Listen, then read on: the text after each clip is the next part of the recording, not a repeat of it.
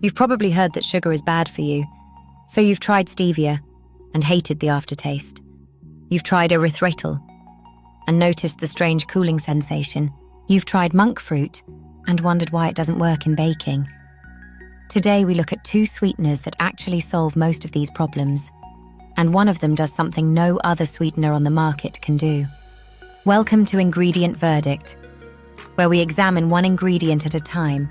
No hype, just the evidence. Quick note before we start. This video is for informational purposes only and does not constitute medical advice. Always consult your healthcare provider before making significant changes to your diet, especially if you have a medical condition or take medication. Here's the thing that makes this comparison worth your time. One of these 2 sweeteners can actually replace sugar in baking. Not close enough. It browns, it caramelizes, it retains moisture, the same way real sugar does. Nothing else on the low-calorie sweetener market does that.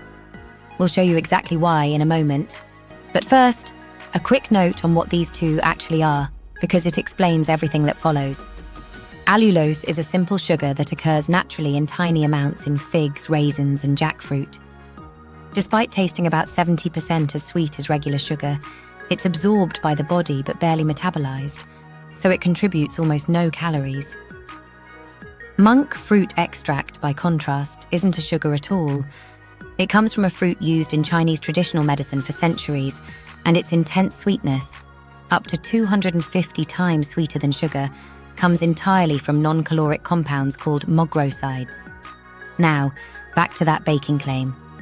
Allulose is what's called a reducing sugar, the same category as fructose and glucose, which means it participates in the Maillard reaction, the chemical process responsible for browning and that familiar baked smell when food is heated. Research published in 2024 and 2025 confirms what home bakers have already discovered. Allulose behaves more like real sugar in the oven than any other low-calorie alternative, and it retains moisture better too, so baked goods stay softer for longer. One practical note: allulose actually browns faster than regular sugar at high temperatures, because it's even more reactive in the Maillard reaction than fructose or glucose. Reducing your oven temperature by around 15 to 20 degrees and keeping an eye on color is worth doing when substituting it for sugar. Monk fruit, on the other hand, does not participate in browning at all, which is actually why the 2 are so often combined. Allulose provides structure, moisture, and color. Monk fruit provides sweetness intensity. Together, they get closer to real sugar than either one manages alone. Now for what the research shows beyond the kitchen. Blood sugar management is the most studied application for allulose.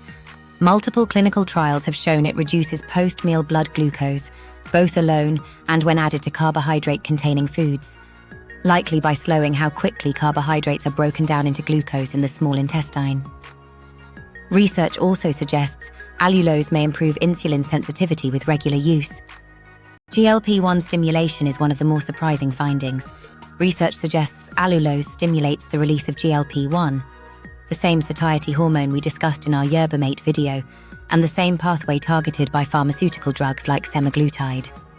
A 12-week animal study published in 2024 found a sustained increase in GLP-1 even in a fasted state, suggesting the effect may linger beyond consumption. Human studies confirming this are still needed. Gut health is an emerging area. A 2025 study found allulose increased butyrate production in human gut models, in both healthy adults and those with type 2 diabetes. We'd call this promising but early. The research here is younger than the metabolic findings. At higher doses, allulose can cause digestive discomfort, including bloating and loose stools. This is dose-dependent, and most people tolerate typical serving sizes well. Starting gradually if you're new to it makes sense. Monk fruit's main appeal beyond taste is its antioxidant profile. Its mogroside compounds, particularly mogroside V, have shown antioxidant activity in lab and animal research, though human trials remain limited. A 2025 systematic review in Nutrients found evidence of beneficial effects on metabolic markers, though study quality and duration varied considerably across the research included. Now for the regulatory situation, genuinely interesting for European listeners. In the US, both allulose and monk fruit extract have GARAIR status and have been widely available for years. The EU tells a different story. Allulose is classified as a novel food, and EFSA's May 2025 opinion concluded its safety couldn't yet be established due to gaps in long-term data. The application is on hold pending more studies, though the UK may approve it independently by late 2026. Monk fruit is partially authorised. A specific extract was approved in October 2024, but the more commonly used purified mograsside extracts remain under EFSA assessment. This caution doesn't mean either sweetener has been found unsafe. It reflects the EU's higher evidentiary bar before authorisation, not a danger signal. For European consumers who want to try them now, both are available through international retailers like iHerb, which generally falls within personal import rules. Worth checking your own country's specifics if unsure. So here's our verdict. For baking, allulose is genuinely unique among low-calorie sweeteners and worth exploring if you bake regularly. Just drop your oven temperature slightly. For blood sugar and metabolic health, allulose has the strongest, most consistent evidence base of any natural sweetener available right now. For clean taste in drinks and cold preparations, monk fruit is the least bitter, least aftertaste heavy natural option out there. For anyone with digestive sensitivity, both are well tolerated at typical amounts, but ease into allulose if you're new to it. That's our verdict on allulose and monk fruit. Bottom line, these are two of the most genuinely interesting sweeteners to emerge in years. Real evidence behind them, and regulatory caution that reflects process, not danger. Read the label, not the marketing. If this was useful, subscribe.